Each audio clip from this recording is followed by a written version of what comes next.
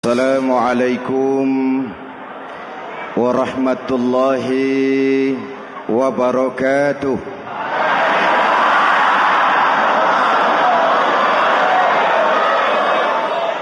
Alhamdulillahi rabbil alamin.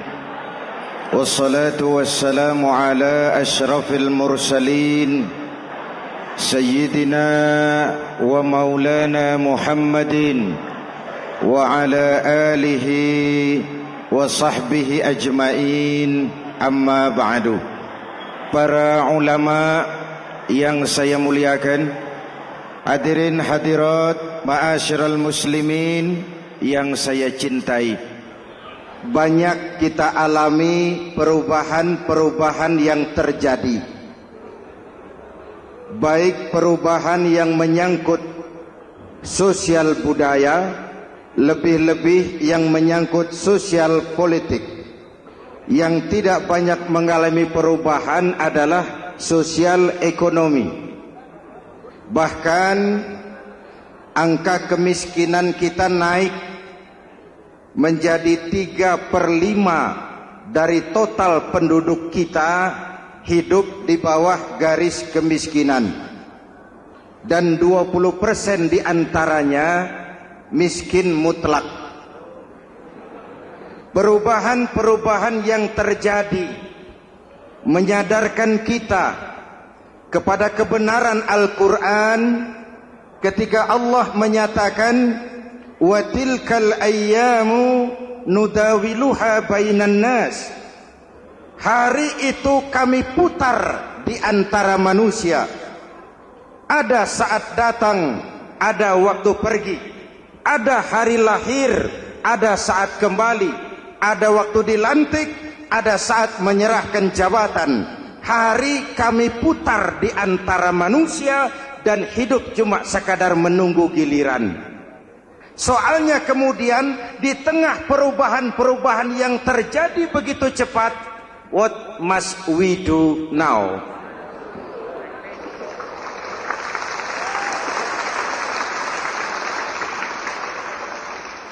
Saya juga nggak ngerti itu. Yang penting kan penampilan. Saudara-saudara kaum muslimin di seluruh tanah air, jadi pemimpin adalah pelayan bagi orang yang dipimpinnya. Okelah, perbaikan ekonomi, pembukaan lapangan kerja baru kita serahkan kepada pemerintah, karena kita percaya mereka orang-orang terpilih belaka yang dipilih dengan kepercayaan akan mampu membawa rakyat keluar dari kesulitan. Amin. Tugas kita sekarang di zaman susah meluruskan akidah. Jangan sampai mbah dukun yang naik ke permukaan. Betul? Islam misinya yang pertama membebaskan manusia dari kemusyrikan. 13 tahun Rasul berjuang di Mekah, menanamkan akidah, meluruskan keyakinan, membentuk iman. 13 tahun membebaskan manusia dari belenggu kemusyrikan. 13 tahun menanamkan la ilaha illallah Muhammadur Rasul dengan seluruh konsekuensinya. Kalau saya yakin tidak ada Tuhan selain Allah, saya tidak akan minta tolong kecuali hanya kepada Allah. Saya tidak akan pernah takut kecuali hanya kepada Allah. Saya tidak akan menggantungkan hidup kecuali hanya kepada Allah. Saya tidak akan minta rizki kecuali hanya kepada Allah. Saya tidak akan melarikan persoalan kecuali hanya kepada Allah. Kalau konsekuen dengan keyakinan ini, mbah dukun nggak dapat tempat.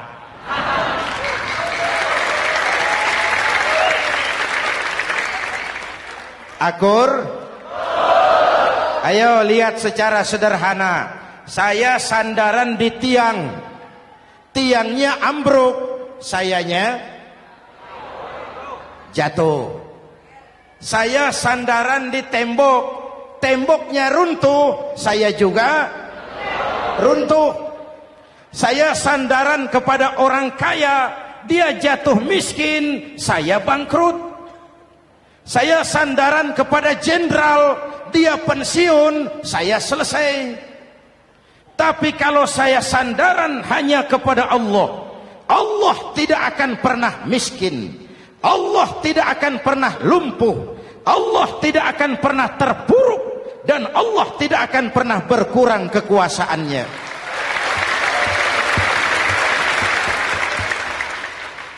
Maka umat Islam, sesulit apapun zaman yang kita hadapi, Allah juga tempat kita bersandar.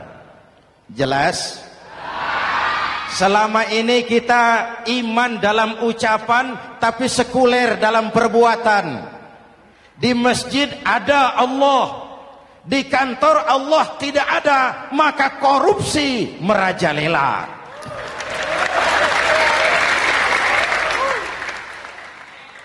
Di masjid ada Allah, di pasar Allah tidak ada, maka timbangan tetap curang.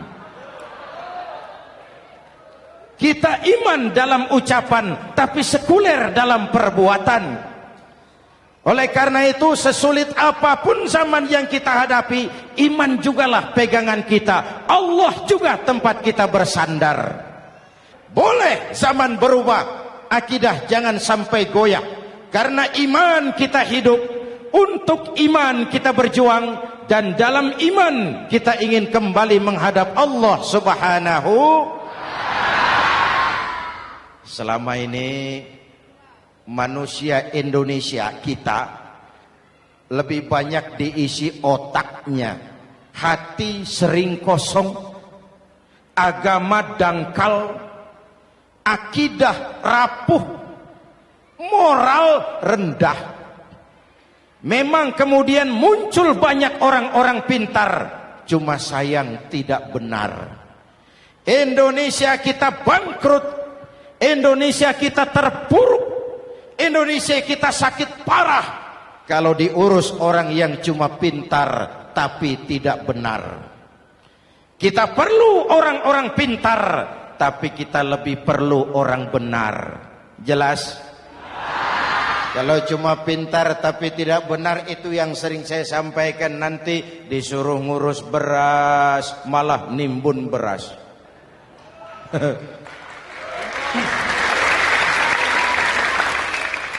Disuruh ngurus laut malah jadi bajak laut. Disuruh ngurus hutan rame-rame jadi orang hutan. Jutaan hektar hutan Indonesia kita ini merupakan kekayaan sumber daya alam kita yang harus digunakan bagi sebesar-besar kemaslahatan rakyat. Yang disuruh ngurus hukum malah bikin hukum seperti pisau, tajam ke bawah, tumpul ke atas.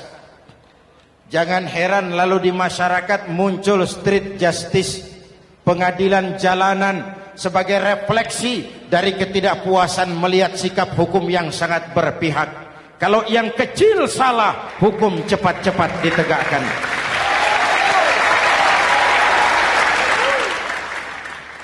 Lihat saja sekarang ini, kalau orang terkenal banyak uang, punya masalah, antri yang bela. Betul?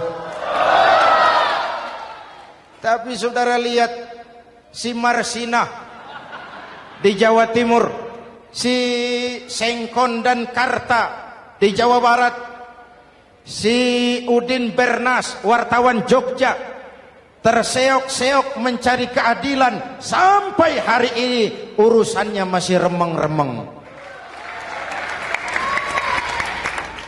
Kenapa bisa begitu? Jawabannya sederhana, tidak ada fulus. Ada fulus mulus, tidak ada fulus manfus. Betul? Jangan sampai para penegak hukum kita terjebak pada lagu baru, maju tak gentar membela yang bayar. Biar bertentangan dengan nurani, biar bertentangan dengan public opini, biar bertentangan dengan rasa keadilan. Siapa yang bayar, itulah majikan. Mau benar atau salah, belain terus. Kalau seperti inilah hukum kita, mafioso keadilan akan tetap gentayangan. Hadirin yang saya hormati, 13 tahun beliau berjuang di Mekah, meluruskan keyakinan, memantapkan akidah, meneguhkan iman. Dari situ segalanya dimulai, dan ke situ segalanya akan menuju.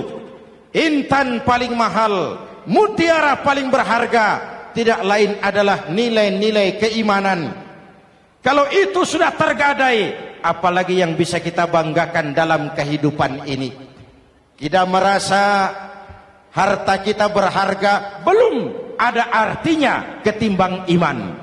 Kedudukan kita punya nilai pun belum ada artinya ketimbang dengan nilai-nilai keimanan. Itu intan paling mahal, itu mutiara paling berharga. Harta baru ada manfaatnya kalau dilandasi dengan iman. Jabatan dan kedudukan baru terasa gunanya kalau dilandasi dengan keimanan. Kalau jabatan lepas dari iman, yang akan lahir Fir'aun baru. Jelas? Kalau harta terlepas dari iman, yang akan muncul adalah konglomerat Korun. Kalau ilmu pengetahuan terlepas dari nilai dasar keimanan, maka yang akan muncul adalah ilmuwan pelacur yang menyalahkan yang benar, membenarkan yang salah untuk kepentingan pribadi. Dan kondisi seperti itu tidak akan membuat kita makin sehat. Oleh karena itu, pada kesempatan ini, pesan pertama saya, menghadapi zaman susah, tetap jaga akidah, tetap pelihara keyakinan. Kesulitan bukan untuk ditakuti, untuk diatasi.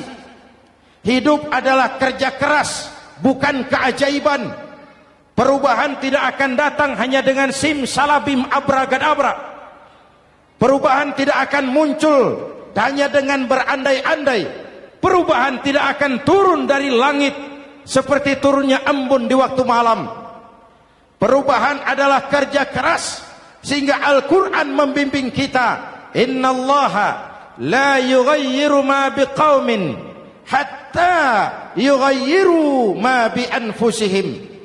Allah tidak akan mengubah keadaan suatu bangsa kalau mereka tidak mau mengubah apa yang ada di dalam diri mereka. Yang ada di dalam diri itu rule of thinking, state of mind, cara kita berpikir, cara kita memandang kehidupan, cara kita mengatasi persoalan. Hadirin yang saya hormati, inilah iman. Berangkat dari ini kita menyadari, ini ujian buat kita rakyat. Dan kita rakyat Indonesia ini kalau sama susah sih sudah kenyang. Ya Pak? Ya Pak? Kita ini sebagai bangsa mengalami apa yang disebut oleh Bung Karno up and down, naik turun, timbul tenggelam, pasang surut. 350 tahun dijajah oleh Belanda, kita susah. Berangkat Belanda masuk Jepang, susah lagi. Pergi Jepang, datang nikah, susah lagi. Lalu kita merdeka, dirongrong oleh berbagai pemberontakan, susah lagi. Makan bulgur, antri minyak. Lalu PKI berontak, susah lagi. Muncul orde baru, lama-lama susah lagi. Orde baru selesai, naik reformasi, mulai repot nasi, susah lagi.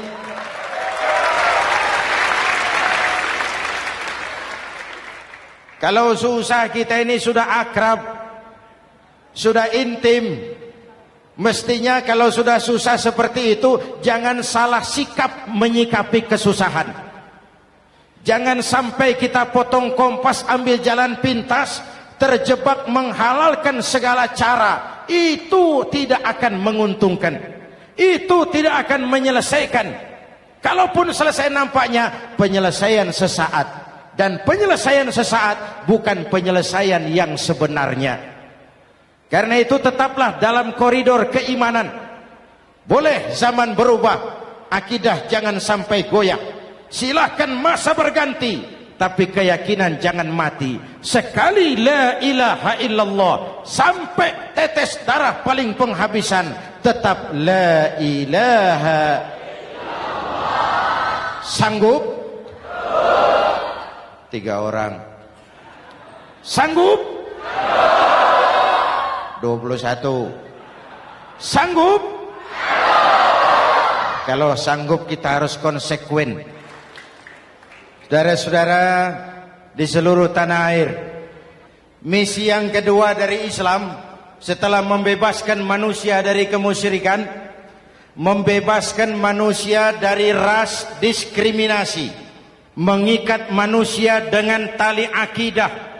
Sebelum Islam datang, manusia dibedakan oleh warna kulit, manusia dibedakan oleh faktor keturunan, manusia dibedakan oleh faktor harta dan benda.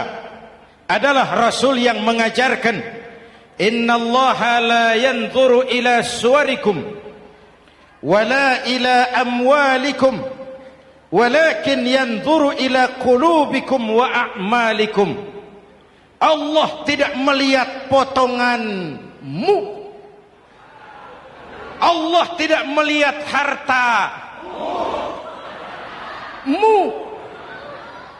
Yang Allah lihat itu adalah hatimu dan amal perbuatanmu. Jauh sebelum Amerika teriak-teriak membanggakan apa yang mereka sebut sebagai Declaration of Independence, Nabi sudah mengajarkan kepada kita semua, An-nas kulluhum li Adam wa Adam min turab, la fadla li Arabiyyin ala ujamiyyin illa bittaqwa. Seluruh manusia berasal dari Adam. Adam diciptakan dari tanah. Tidak ada kelebihan Arab dengan yang bukan Arab kecuali takwanya. Jauh sebelum Amerika mencanangkan bahwa semua manusia dilahirkan sama, that all men are created equal. Jauh sebelum itu Islam sudah membebaskan manusia dari ras diskriminasi. Apa dalam konteks kekinian menghadapi zaman susah tetap jaga kerukunan? Ya Pak, ya Bu, oi Bu. Menghadapi zaman susah tetap jaga kerukunan, baik antar umat seagama, antar umat beragama, maupun antar umat beragama dengan pemerintah. Menjaga kerukunan, jangan saling sikat sikut di antara kita. Sebab kalau sudah rukun, saya ajak berhitung, 1 ditambah 1 sama dengan, itu matematika namanya, hasilnya pasti. Tapi angka sosial hasilnya aneh. Saya ubah jadi angka sosial. Ayo kita berhitung lagi. 1 orang takut ditambah 1 orang takut sama dengan 2 orang setengah berani. Kenapa setengah berani? Karena sudah berdua. Tadi kan takut sendiri. Kalau sama-sama takut berkumpul jadi setengah berani. Kalau ditambah 1 orang takut lagi, 1 orang takut ditambah 1 orang takut ditambah 1 orang takut sama dengan 3 orang berani. Kenapa jadi berani? Karena sudah bertiga. Kita yang lemah, kita yang marginal, kita yang dikucilkan, bahkan kita yang dilecehkan, kalau mau rukun kita akan kuat dan tidak bakal dipermainkan orang.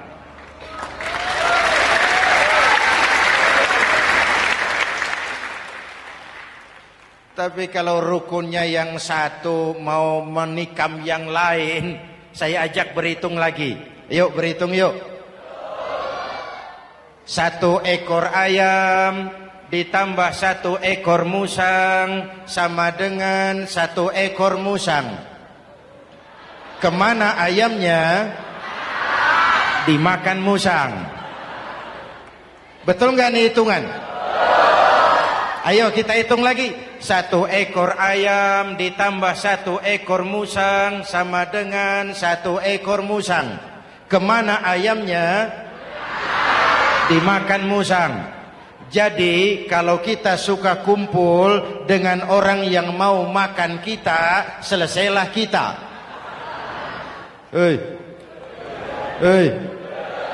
Maka kalau merasa kita ini ayam, yuk kumpul sama-sama ayam, pulang ke kandang ayam. Kalau ada ayam kumpul ke kandang musang, itu namanya ayam minum baygon. Jelas?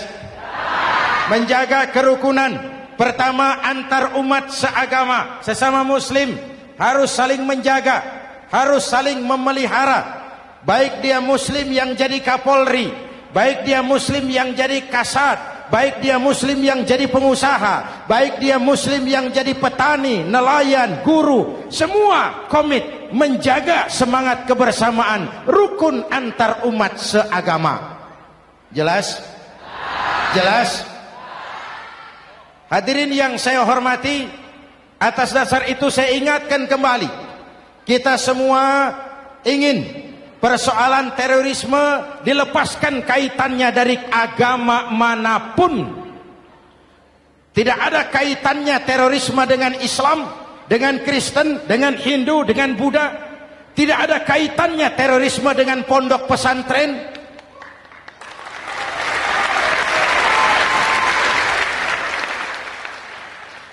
Jangan sampai pesantren jadi kambing hitam. Karena sejak zaman penjajahan, pesantren sudah terbukti memberikan kontribusi bagi perjuangan memerdekakan rakyat Indonesia. Rukun antar umat seagama. Yang kedua, rukun antar umat beragama. Islam ini rahmatan lil. Jangankan manusia walaupun berbeda agama, binatang saja dihormati. Ada hadis, fa iza zabahtum fa ahsinuz zibhata. Kalau kamu menyembelih hewan, sembelihlah dengan cara yang terbaik. Jangan menyembelih ayam dengan pisau tumpul. Itu namanya tidak berperi kebinatangan. Yang kecil lagi, saudara buka babul istinja, makruh buang air kecil di tanah yang berlubang. Sebab apa? Pertama, menjaga kesehatan. Siapa tahu di lubang yang saudara buang air kecil itu ada gas beracun. Kalau tidak, melindungi binatang yang ada di dalam lubang. Siapa tahu di lubang yang saudara buang air kecil itu ada semut sedang rapat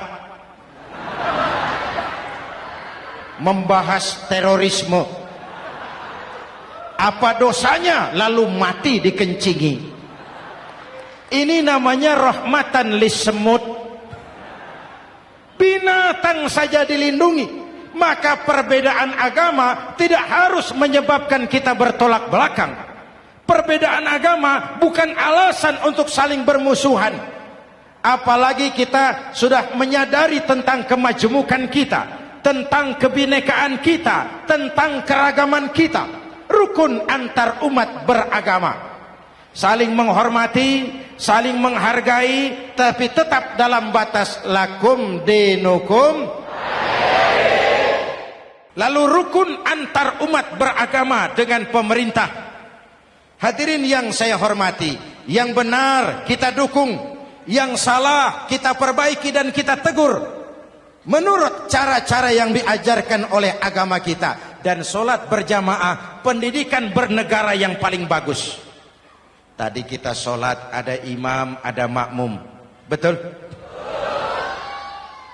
Makmum wajib ikut imam kalau imam benar sholatnya. Rakyat wajib ikut pemimpin kalau pemimpin benar mimpinnya. Masyarakat Islam ini loyal. Masyarakat Islam ini bukan pemberontak. Masyarakat Islam ini taat dan setia. Kapan? Kalau imamnya benar.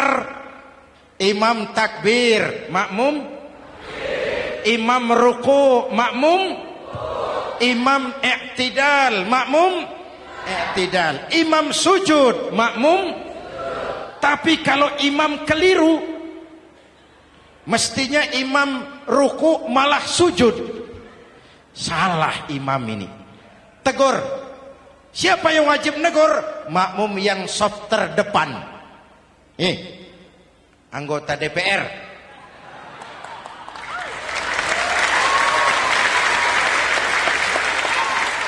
Ini wakil-wakil makmum ini. Saf di depan ini. Kalau imam keliru mereka paling tahu. Ngomong. Tegur. Bagaimana negurnya? Ada aturan main. Mestinya ruku, imam sujud. Salah ini imam. Subhanallah. Kan begitu negurnya. Betul? Tidak boleh juga imam keliru, makmum emosi. Main pegang. Woi, makmum salah. Hoi, hoi. Kacau solat.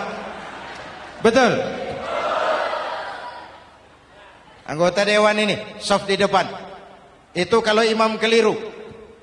Satu saat imam buang angin. Namanya manusia bisa buang angin toh. Apa makmum lalu berkata, demi kesetiaan saya kepada imam, imam buang angin, saya lebih keras lagi. Itu namanya fanatisme buta, loyalitas yang goblok. Imam buang angin, minggir. Iyyaka na'budu wa iyyaka nasta'in. Sampai situ imam buang angin, minggir imam. Lalu saf yang di depan maju. Tidak usah bikin solat baru, teruskan pekerjaan imam. Ihdinas siratal mustaqim. Teruskan. Kenapa? Kalau bikin solat baru lagi, nanti buang angin lagi. Bikin lagi solat. Kapan selesainya solat? Kapan selesainya membangun negara ini? Yang penting imam tahu diri, buang angin, minggir.